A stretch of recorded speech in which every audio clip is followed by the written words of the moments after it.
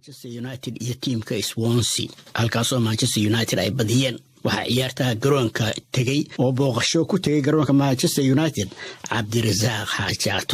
Catoosh bal waxaad ka warantaa garoonkan Old Trafford aad baad u mahadsantahay sidii aad bilowga ku sheegtayba Old Trafford waa garoonka labaad ee Britain ugu weyn marka laga soo tago Wembley 80 kun buu qaadaa in kastoon la wada buuxinin iyadoo loo eegayo in mar walba la helo kuraas maran oo hadii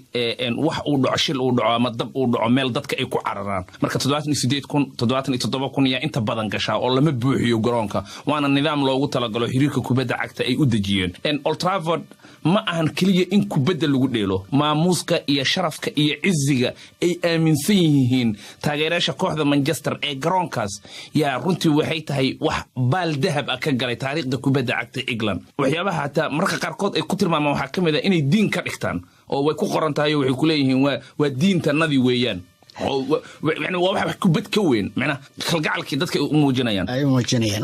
وين كو قرنتا غدها markaad gasho waxyaabaha hadii markaad eegto ayaga diimahooda ay aaminsan yihiin waxay ku leeyihiin waa hoyiganagi arinta kale mudnaanta waxa weeyaan marka garoonka gudihiisa laga soo tago waan u iman doona sharaxaad badan oo ka bixinayno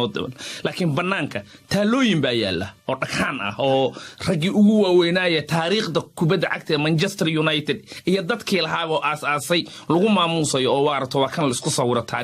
West baa kamid ah ninkii la oran jiray Bobby Charlton haddaba nool baa kamid ah dabcan marka aad television ka daawanayso iyo markaad garoonka joogtaa way kala duwan yihiin bal waxaad ka warantaa joogitaankaaga aad garoonka joogtay wuxuu kaga duwanaa markaad ka daawan jirtay televisionka waa su'aal dadka inta badan ay baraha bulshada igu weydiinayeen Abdirizaq oo marka dhalada banaanka ka daawanayso waxyaabo badan oo qofka gudaha jooga uusan arkeenin baad arkaysaa iyo marka qof la jilaafeeyo iyo lagugu soo celini laakiin faa'iidada qofka garoonka gudihiisa ku jira waxa weeyaan suuradii dadka ciyaarayay oo si kula muuqday marka telefishinka ka daawanaysay yaad si kale u arkaysaa kubadda Abdirizaq oo aad daawanayso marka laga soo tago waxaad arkaysaa dadkan Britain ama Ingiriiska qowmiyadda la yiraahdo jacaylka iyo xurmada iyo maamuuska ay kubadda siinayaan taageerayaasha baliyay ka waran taageerayaashu way kala duwan yihiin horta mid baa xusid mudan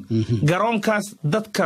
kubadda daawashadeeda u tago magaalada Manchester kuma noolo ugu yaraan 40 kun baa dibadda uga timaada odayga ag fidhiyo Mark la yiraahdo Luton baan ka tagu yiri 41 sanaanan xubin ka ah kursigan aan fidhiye 104 laakiin kumanaan kala ka yimaada Yurub oo waliba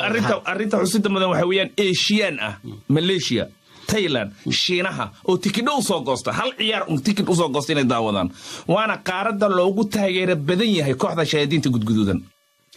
aad iyo aad buu mahadsan yihiin igu ogow adigana